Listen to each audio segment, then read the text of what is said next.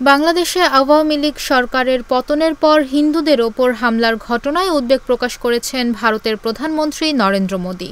তিনি বলেছেন, দেশটিতে থাকা হিন্দুদের নিরাপত্তা নিয়ে শঙ্কিত ১৪০ কোটি ভারতীয়।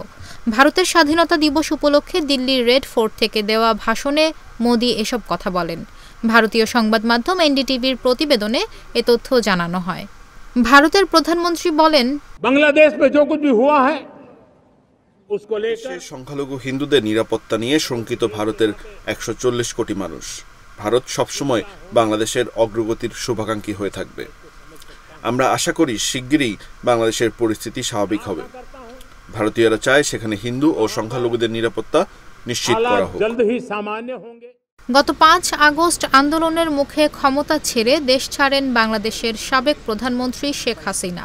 এর মধ্য দিয়ে তার টানা ১৫.৫ বছরের শাসনের অবসান হয়। শেখ হাসিনার সরকারের পতনের পর ৩ দিন বাংলাদেশে কার্যত কোনো সরকার ছিল না। তখন ঢাকাসহ সারা দেশে হিন্দু সম্প্রদায়ের ওপর হামলার অভিযোগ ওঠে। বাংলাদেশ হিন্দু বৌদ্ধ খ্রিস্টান ঐক্য পরিষদের তথ্যের বরাত দিয়ে এনডিটিভি বলছে, বাংলাদেশের ৬৪ জেলার ৫২টিতেই সাম্প্রদায়িক হামলার ঘটনা ঘটে।